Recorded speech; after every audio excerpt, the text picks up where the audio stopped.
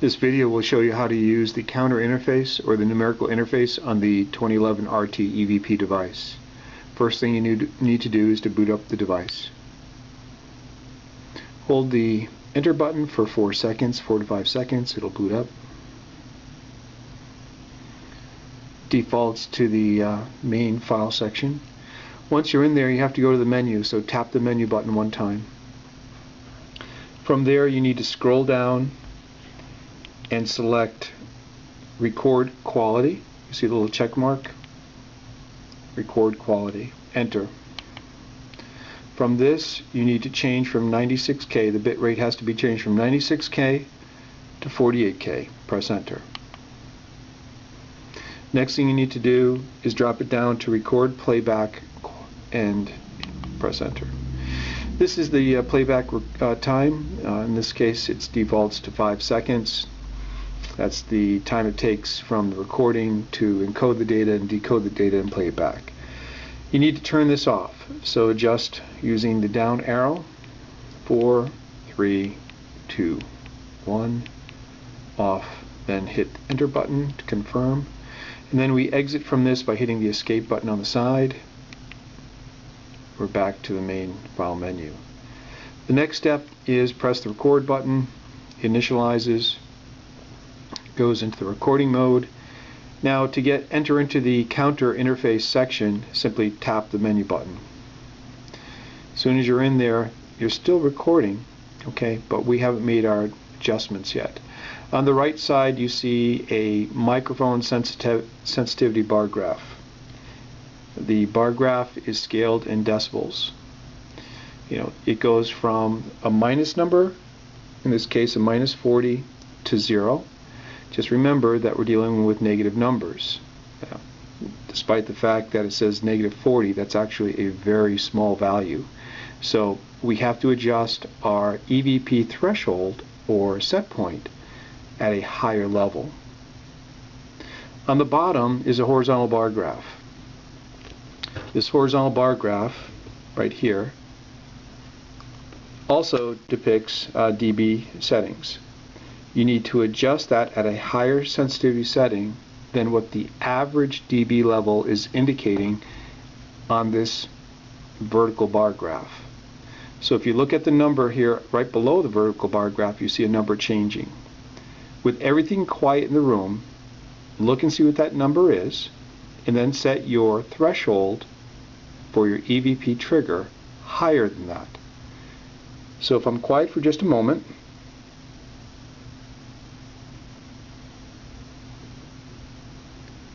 I can see that the threshold or the actual live sensitivity level right now is detecting about 28 dB. So in my case, what I want to do is I want to be at a higher level down here, so we're going to adjust it. I'm going to adjust it for about 10, just as a example. Alright, we just adjust it at 10. So there's a 10 right there. That's my set point. Once I make that selection, you simply hit the enter button.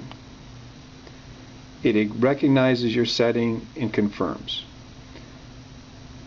4, 5, 6, 8, 9, 10, 11, 12, 13, 13, 14, 15. Okay.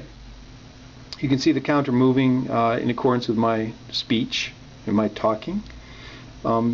You have the ability of setting the sensitivity from simple whisper to a shout, or anywhere in between. So it's really up to you, and the parameters that you set can be changed at any time.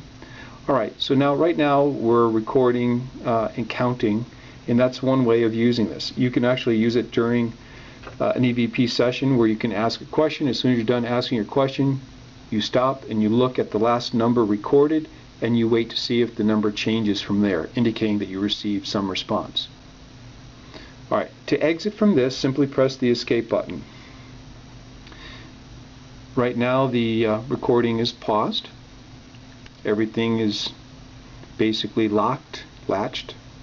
If you want to resume that exact same recording, you can do that. Simply press the record button again and get back into the counter by pressing the menu. and you can resume. Let's get out of this for now. Escape, and then what I'm going to do is I'm going to hold the record button to save that recording. Done. Now if I wanted to look at the counts that occurred, where they are, and the date and the timestamp, you press the menu button one time. Then move on down through until you get to counter. When you're at counter, press enter. Okay?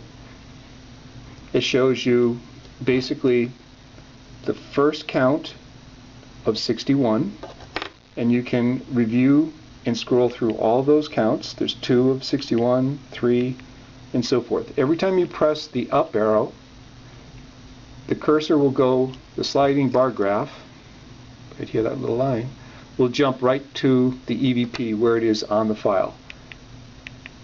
Okay? Every time it received some artifact that was recorded, it only jumps to that location.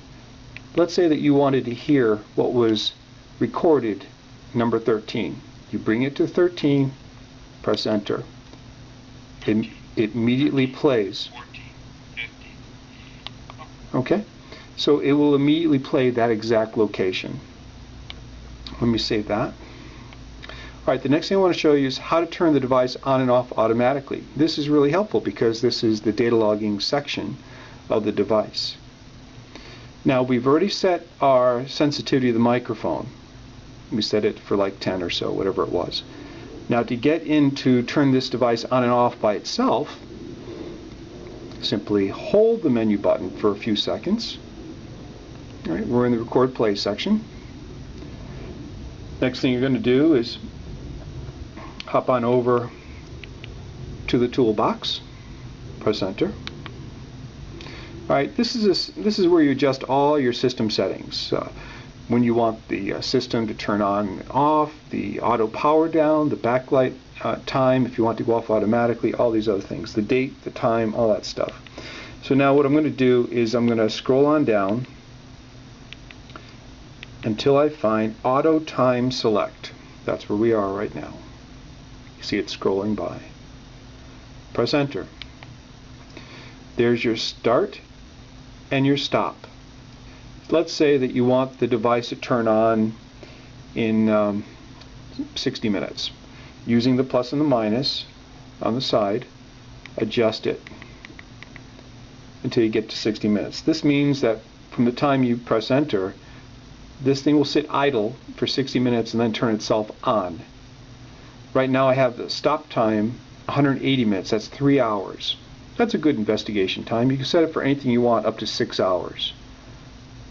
So once you have that selected, okay, we've got our stop time at 180, right? Then simply press enter. Alright, that means that we've now initiated the timer. I didn't set it to go off in accordance with the date and the time because a lot of people lose track of that and don't bother setting it up. So this is independent of that. Once you're done with this, hold the menu button for 3 seconds. We're back to our record play section, then press enter. At this point in time, simply set the unit down and walk away from it. Retrieve it in 3 hours, and when you come back, it will tell you how many counts you received, where they are, the date, and the timestamp. And all you need to do is go to those areas, as I showed you, through the menu. You're going to come in here, you're going to drop down and go to the counter, press enter, and you're going to look at any results captured. And simply select which ones you want to listen to, okay, and then press play. The entire file will be recorded for 3 hours. The only thing that feature allows you to do is separate any artifacts or anomalies that are captured during that period of time that exceeds the limit that you have adjusted to. So we had adjusted it earlier, so we have that set, and if it exceeds that limit, boom, you catch an EVP or anything else that may have triggered it. So this is a data logging feature The numerical interface is kind of cool too, because the numerical interface will allow you to ask questions, look for responses. You may want to use that and say, can you give me a number for how many members are on your team? You can use odd and even numbers for yes and no responses. There's a lot of things that you can do with a little bit of creative ability there. So use it well, and good luck with it.